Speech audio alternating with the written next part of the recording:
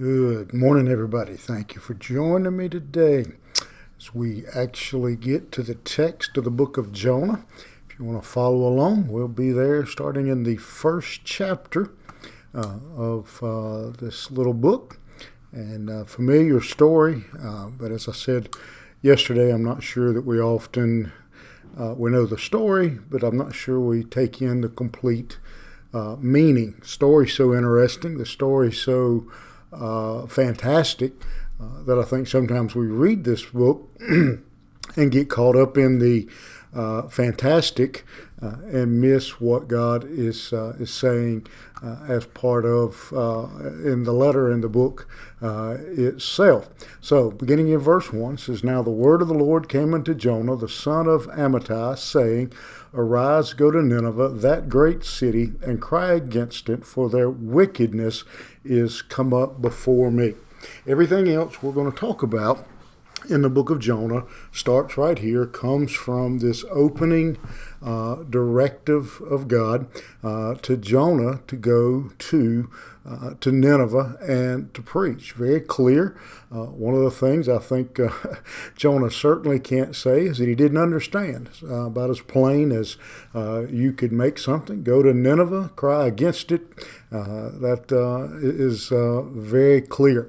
As we said in the introduction and background sections, Nineveh was part of Assyria, and Jonah was being sent to warn them of his judgment on them. Jonah was already a prophet to the nation of Israel, and evidently had been. We don't have any reason to think otherwise. Had been an effective, obedient prophet during his time speaking to the nation of Israel.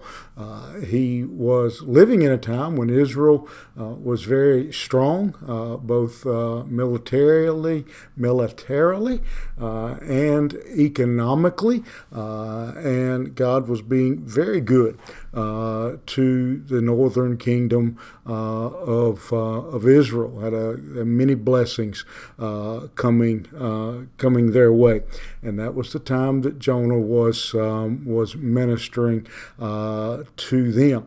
Jonah was prophesying, working at the same time as the biblical prophets Amos and Hosea.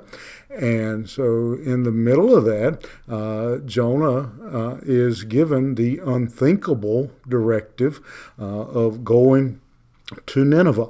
There was a number of reasons why this would have been offensive to Jonah. One of them we just touched on. Things were going good where he was.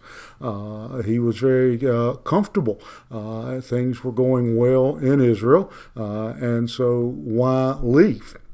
But why would he go to the city of Nineveh? Now, Nineveh was a very great city, powerful city in that time. It had been founded by the great tyrant Nimrod, and was a very wicked city. If you look at a map today of the Tigris, Nineveh was on the east side of the Tigris, very near to the modern city of Mosul is the location. It had not always been the capital of Assyria, but it was a very important city, and they were in that time they were a very strong, dominant economic power. They had gathered up wealth from many nations because of their military. Assyria was known to be a very mean and nasty, cruel people, and who, when they came against your country, just brought all types of grief and pain and havoc on to you.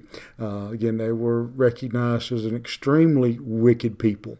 And so God wants to send judgment, but He wants to warn them, give them a chance to change. And Jonah doesn't want to be the one who tells them.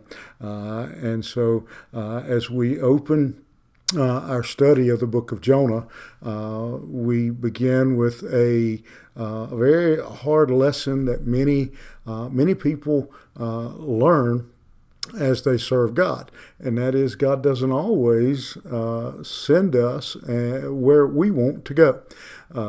He doesn't always give us the assignment that we want. But he has given us an assignment nonetheless. And that assignment for all of us is to go and tell people, to give them the warning of the coming impending judgment of God. That we go to the Ninevehs of our world. We go to the Ninevehs of our family, of our life, to those that we may not want to, that we may not like, that may be mean and nasty. But we are directed, like God, to go and to preach, to teach and to tell even our Nineveh of their impending judgment. And I challenge you today for a moment to think about that. Think about that thought. Who is your Nineveh? Who is the person that God is nudging your heart and encouraging you to share the good news of Jesus Christ with, who, for whatever reason, you just really don't? Maybe they're mean and nasty. Maybe they're very powerful and you feel intimidated. Maybe it's a family member and you feel embarrassed. But for whatever reason, they're your Nineveh. Would you pray today that God would give you the courage and the strength you need to go to your Nineveh and give them the warning that the judgment of God is sure, but the forgiveness of God is available. Think about it today. Find your Nineveh and let's go there. Have a great day. We'll see you here tomorrow morning.